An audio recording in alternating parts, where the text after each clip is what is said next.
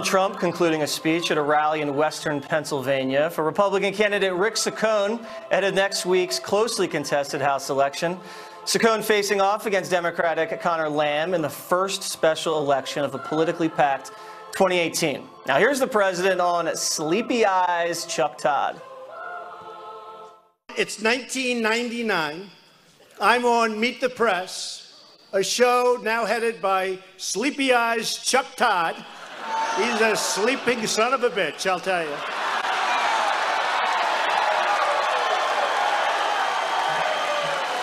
And they showed it this morning, 1999, and I'm talking about North Korea. You got to take them out now.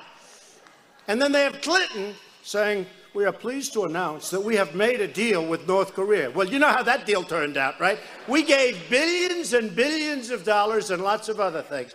And we got nothing. But they show me young, handsome. I said, why couldn't I look like that today?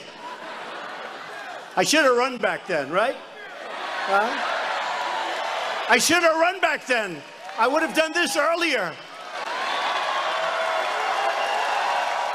Here to react, former Trump deputy campaign manager David Bossie and former senior advisor to Secretary of State Hillary Clinton, Philippe Rines. All right, so David, that was the president having some fun with sleepy-eyed Chuck Todd and talking about back in the day that he was right on dealing with North Korea. He was praising himself for having the foreknowledge to know how to get a deal done and was talking about how things are looking good on the peninsula, but he's going in there very clear-eyed. He's optimistic, but also rational at the same time. What did you think about the president's speech tonight? Well, it was vintage Donald Trump. This is a tremendous speech. He talked about promises made during the campaign and promises kept that he's keeping for the American people right now during his administration, from building the wall to our peace and security abroad, bringing peace through strength back to America, that Reagan doctrine. Whether it's our economy, the tax cuts, he hit on all of the important issues at this great rally, this great speech tonight that he gives. But it brought me back to the campaign because he won because he was having fun, he was authentic, and that's really what brought him close to the American people. And Philippe, this type of Trump has to terrify you and Democrats because the man is loose, he's confident, he's entertaining. He's taking shots at the media. You know, the public loves that. How do you see it? Well, I have to admit I didn't enjoy the walk down memory lane as much as David did. But I had three things that I thought. First is, boy, does Donald Trump know how to keep an audience in the palm of his hands. It actually is remarkable to watch. Second, I understand why that man won in 2016. And I understand, I'm not terrified, but I understand why he may very well win again in 2020. But here's the bottom line and why we're sitting here. Donald Trump should not be in Pennsylvania right now. He should be at Mar-a-Lago. This is a district that he won by over 20 points. This is a district that has been safely Republican for a long time. It is right on the border of Ohio and Virginia. Yet, this is not even his first time. This is his second time. Mike Pence has gone in. Ivanka has gone in.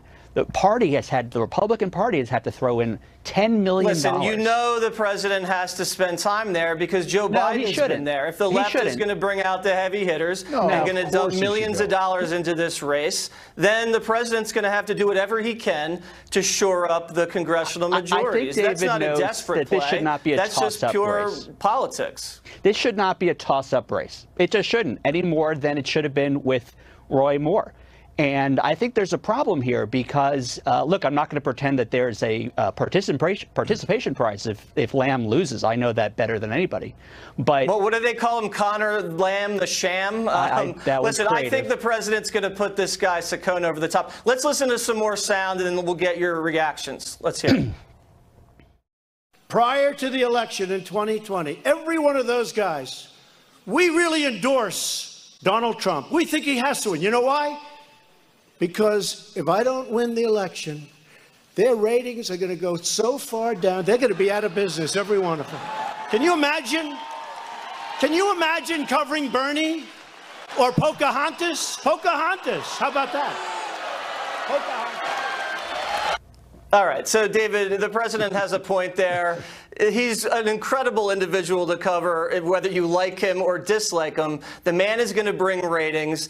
Do you actually think, though, that the media wants President Trump to be elected just for the ratings, or do you think they hate him so much that they'd rather have a boring candidate to cover for 4 years? I'm pretty sure the latter. They have proven and shown over and over again that they hate this president. The mainstream media is clear in its coverage of this president. The dishonesty in which they cover him has never been seen before.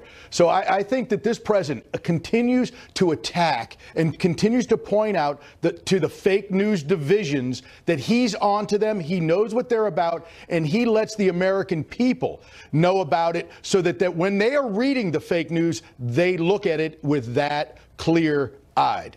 Philippe, let me ask you a question politically from a Democratic perspective.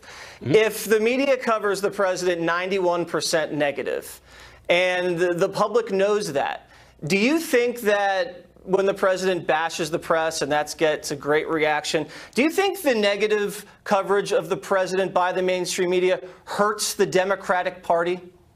Well, I can't buy into either of the things you said. I don't know that it's 91%. And if it is, maybe. Well, according to a recent study by the Media Research Center. But go ahead. And I don't know. But I would say this. I'm not sure what the point of him spending 10 minutes. I understand the crowd loves it, but Saccone is not running against CNN. And by the way, I told David this before we came in. I watched the entire rally on CNN just so I could say that CNN did cover every second CNN about North Korea the day after. So I think everyone's trying to call it like they see it. I don't know what CNN did after the North Korea announcement, but we all could agree as Americans that it's a very positive development. We haven't seen that type of diplomacy in quite some time. Let's hear some more sound from the President of the United States.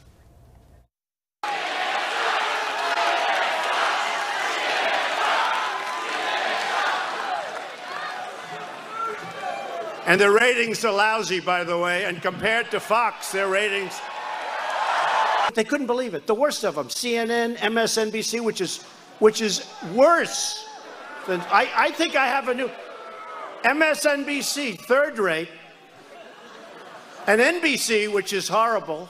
Their newscast, by the way, is not doing well on NBC network. They're heading down the tubes. But listen to this. I did The Apprentice on NBC for 14 seasons. I made a lot of money for them. We had a big successful show. Arnold Schwarzenegger failed when he did The Apprentice, and he's a movie star. Martha Stewart failed when she did The Apprentice, and I just kept chugging along. Every year it was a big hit. I mean, I did The Apprentice, made them a lot of money, gave them good ratings when they were absolutely dying, and they do nothing but kill me. NBC is perhaps worse than CNN, I have to tell you. And MSNBC is horrible. Okay, so more media bashing from the president, David. I mean, the hits keep on coming. What do you think? And Philippe pointed it out earlier, which is the president keeps the crowd, 20,000 people, 15,000 people, in the palm of his hand. And that's how he does it. He entertains the crowd. He brings them into the conversation. He engages them through using these mainstream media attacks on himself and the dishonesty every day that he sees, and he points it out. And that's the authenticity. People have never seen a fighter. This president, as a candidate in 2016, was the best counter puncher that politics had ever seen, bar none. When he was attacked, he hit you back harder. And that went for the media as well. And they were not used to taking the shots that he gave them. So that's a good point, Philippe. The president has the ability to position himself still as the incumbent, as the underdog. He's the underdog when it comes to the media and when it comes to the establishment and much of the conventional thinking. Is there any other candidate that you see going forward in the next few years on the Democratic side that can kind of galvanize that momentum to his or her advantage and at the same time be as entertaining and as enthralling as this president can be when you see him off prompter at a rally? I would say a few things. I would say first, I don't think anyone is going to be able to out Donald Trump. But we are sitting here in 2018, not in 2020. And this is not about the president's ratings. This is about 2018. In a few months from now, he very much might lose the House. And I think David, I hope, would agree that it's a tough slog, and they cannot put every one of these races, dozens of them, millions and millions of dollars in time. And the third thing I would say is, you played that clip about Chuck Todd, about what the president said. And, the president in 1999 was not a Republican. He wasn't even a Democrat. He was part of the Reform Party. And I think that gets to a big problem that the Republican Party is having, is that he is almost running against his own party as much as anything else. When we were watching in the green room, one television was on Fox, one television on Fox Business News, and I was watching Lou Dobbs, and the graphic at bottom said Speaker Ryan and Mitch McConnell are trying to get Donald Trump to change his position on tariffs. And right, so that's an interesting point. Let me ask David to respond to that, because the president, or when he was running for president, was also, to a certain extent, running against his own party, did not have 100% support from within the own party, and he had said negative things about George W. Bush, about Clinton, about Bush 41. You heard him tonight say negative things about Ronald Reagan on trade. Do you think that that can continue to work to his advantage politically, in a sense, by running against both parties in Washington? Look, it's very unconventional, but it is part of who Donald Trump is. It's part of his background, as Philippe talks about. He was not always who he is today. But the American people, that's the authenticity of him. I go back to it. It's why it's one and makes him not a politician, but a change agent in Washington who is going to get things done for the American people. All right, speaking of change agent, the president broke some news tonight about his new slogan in the next few years. Let's hear what it is. Our new slogan, when we start running in, can you believe it, 2 years from now, is going to be "Keep America Great!" Exclamation point. Keep America great.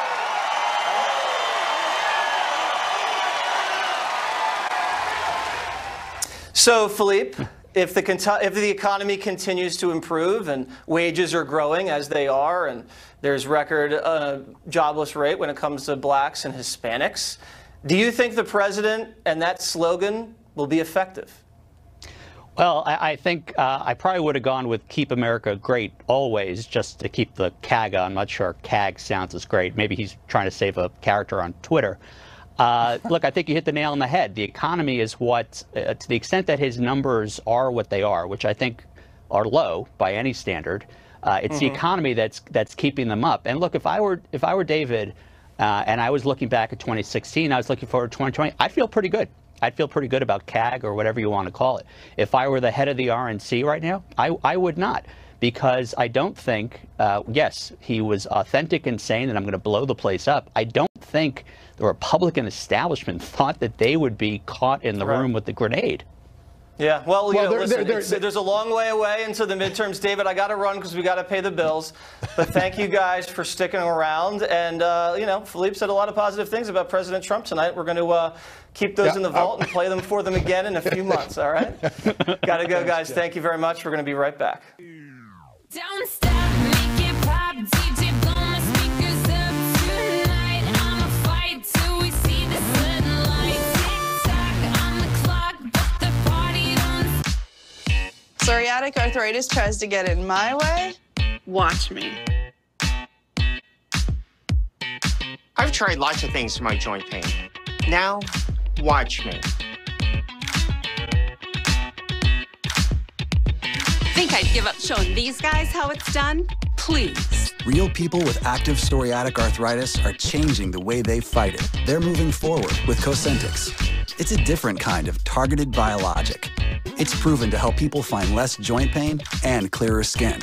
Don't use if you are allergic to Cosentyx. Before starting Cosentyx, you should be checked for tuberculosis. An increased risk of infections and lowered ability to fight them may occur. Tell your doctor if you have an infection or symptoms of an infection, or if you have received a vaccine.